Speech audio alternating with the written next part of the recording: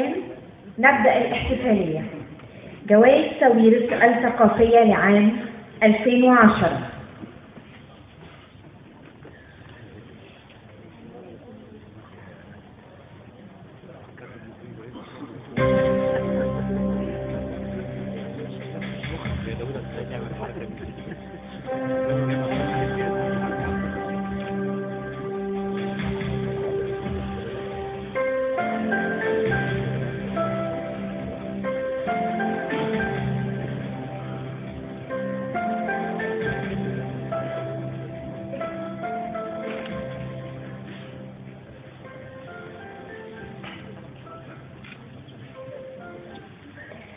ندعو الآن مقرر لجنة تحكيم جائزة ساويرس الثقافية للرواية والقصص القصيرة لكبار الكتاب الأديب الكبير إبراهيم أصلان.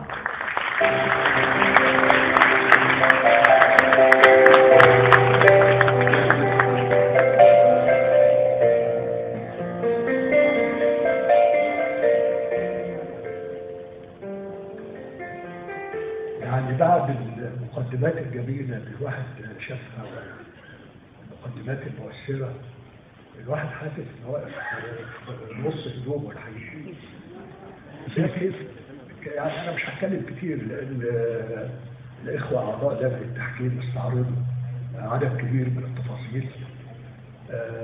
كل اللي انا عايز اقوله انه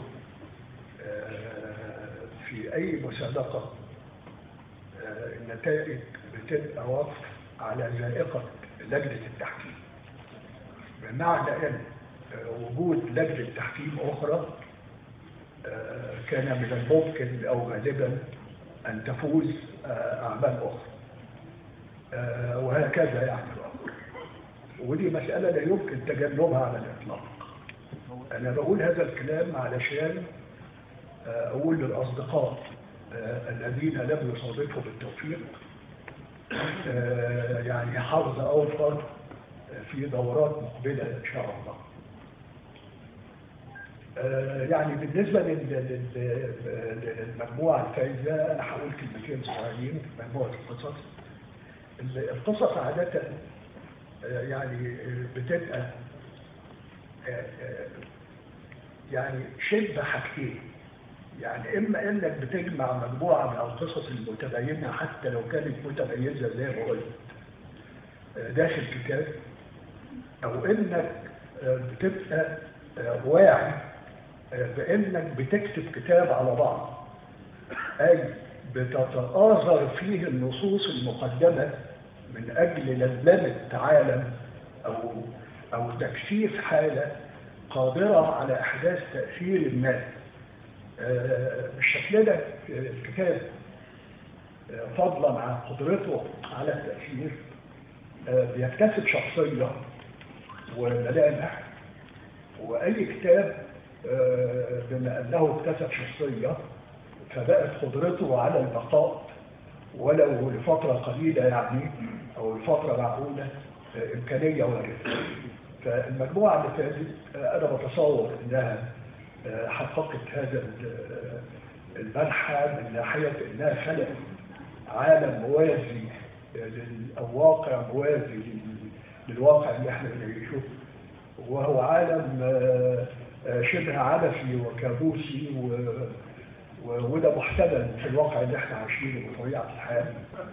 ومن هنا كان عالم شبه مقنع أيضا، فضلا عن انه بيحتمل بداخله تطلع المواطن البسيط لوطن بيصون له كرامته ويصون له حريته الانسانيه.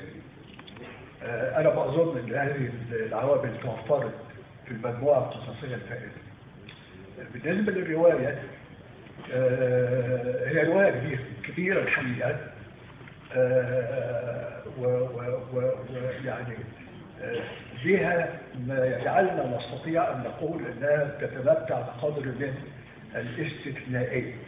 هي بتدور في مرحله تاريخيه ايام محمد علي، عائله ضخمه جدا بتعيش في بلد، وبعدين محمد علي بيقتطع الاراضي بتاعتها من اجل مملوك عنه، والمملوك ما بيكتفيش بهذا، بل بيسعى وراء بقية الأراضي، وبيسعى وراء الستات بتوع العائلة أيضا.